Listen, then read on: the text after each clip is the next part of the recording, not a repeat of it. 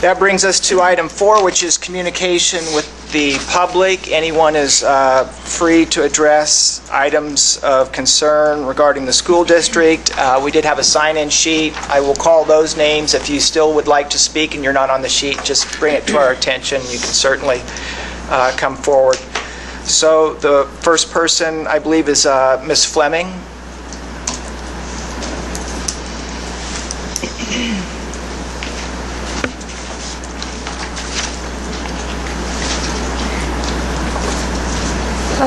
My name is Janice Fleming, and I live over in Oakdale. On December 13th, my son Sam, who was over there, was coming home from school about 3:30, and he lost his tire on Highway 12 and 16.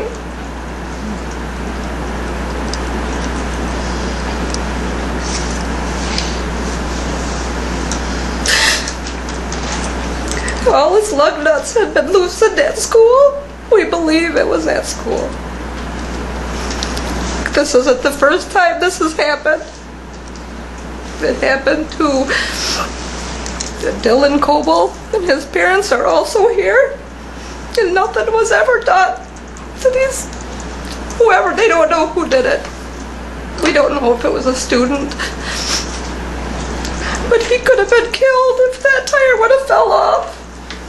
But he got the car stopped before it fell off. If he'd have left 5 minutes earlier, he'd have been in front of the bus that takes his 2 brothers to school and back. The police wouldn't file a report because they couldn't prove that it was done at school or that it was tampered with. The lug nuts weren't stripped. They were loosened and they had just fell off. There was no stripping of the studs or anything. My husband come to help Sam and put 5 brand new lug nuts on, and they screwed right on, and they've been on ever since. He had his tires changed on Sunday. Him and his dad changed into snow tires, and he knows that after you run them for a while that he has to tighten them and make sure they're tight. He drove to school on Monday, and he didn't drive on Tuesday, and he didn't drive on Wednesday. He come home on the bus on Wednesday, drove to Army training camp because he's a private in the United States Army. Come back, had checked his tires, and they were all good, all 4 of them. And then this happened Thursday right after school. So I can't say that it didn't happen at school, but they were tight when he left for school Thursday, and it sat by the school all day long. The Cobles also know of other kids that this has happened to all this school year. It happened last school year, more than twice, last year, and nothing has been done. So we filed a report with Melanie Marshall, and the Cobles have also filed a report for Dylan's. But what can we do there's got to be something that can be done, because somebody's going to get killed if this was to happen on the interstate or wherever, because Sam goes to La Crosse for the service every Wednesday. And if he would have been going down the interstate or we're at a higher speed and he didn't notice it, thank God he noticed that it was loose. I don't know what else to do. We've got to do something, whether it's put cameras up or in the parking lots, have the Melanie Marshall drive around more. I don't know. I know I work at the high school, so I know that the shop kids are out and about all the time. I get there at 2:45 and there'll be 2 or 3 of them knocking at the door trying to get in, and unsupervised. And why is that being just passed? I mean, maybe they've got business being out there, I don't know, but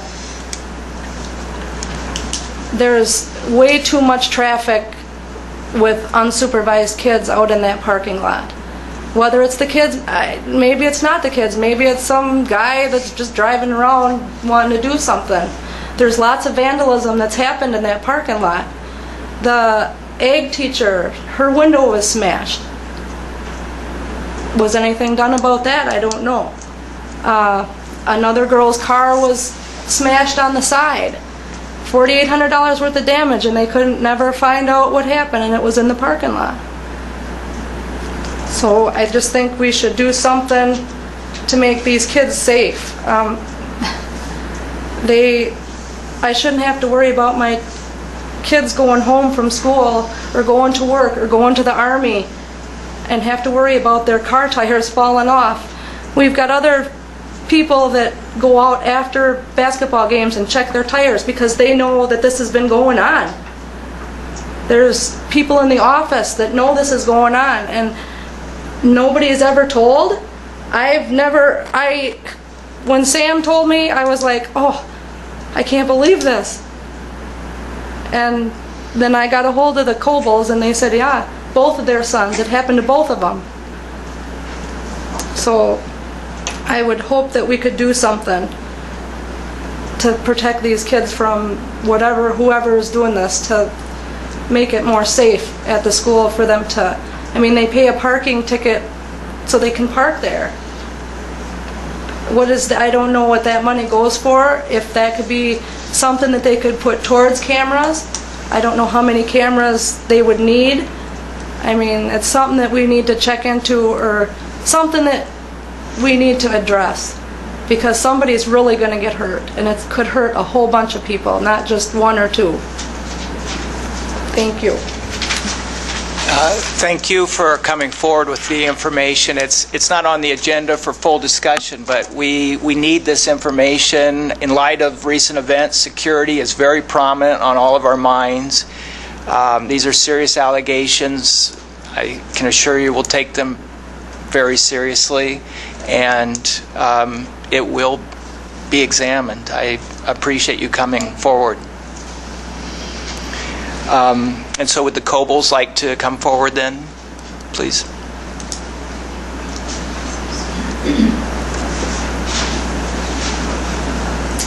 My name is Janelle Coble. I believe it was in October that this happened to my son Dylan. And Dylan's happened during his lunch hour. He is in shop class, and he does do quite a bit of mechanical work on his own vehicle, so Dylan does know what to look for in his vehicle to make sure it is safe to drive. His father's been a mechanic for many years, as long as his older brother also. Dylan did leave for lunch, and like I said, I believe it was back in October. He had to stop at my place of work. I work at James Way, which is next door to Gerke Excavating on 131. And he had pulled in the parking lot, and I watched him, and I expected him to come in right away, and I noticed that he was kind of driving around with the truck. He'd back up, he'd go forward, back up, go forward. My boss got up from her desk, and she said, "What is he doing?" So when he came in, I said, "Dylan, what's going on?" He said, "Something's not right with my truck." He said, "I don't know if it's brakes." He says, "The four-wheel drive." He says, "There's something just not right with it." And he says, "And it wasn't doing it this morning when I left." And I said, "Okay." I said, "Well, just take it easy." And he said, "Okay." Well, when he left, he pulled out of the parking lot, and he just started to get his speed up, and his tire came off. Snapped 3 of the bolts, lug nuts were off. They almost went in the ditch. He had a friend with him. And luckily, Mr. Summerfield, that lives across the street from us on the highway there, he says, "Well, pull it down into my yard here and let me take a look at it." And he said, yes. He says, they're definitely snapped off. He said, "It's a good thing you weren't going any faster than that." He said, "Very good thing." He said, "You could have rolled it." He said, "You could have lost control of it and hit somebody." Dylan came, my boss looked up, and she says, "Something's not right here." She said, "Your son and his friend are walking back." And he told me what happened. And I admit, I nearly just started to cry. All I could think of is, my gosh, he could have hit somebody, he could have rolled his truck. Both of them could have been seriously hurt. So I told Dylan, I says, "As soon as you get back to school," I said, "you talk to Officer Marshall." And he said, "I will."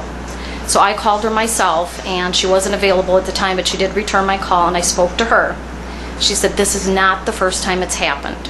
She says, we've had a few incidences. I says, why aren't these kids aware of it?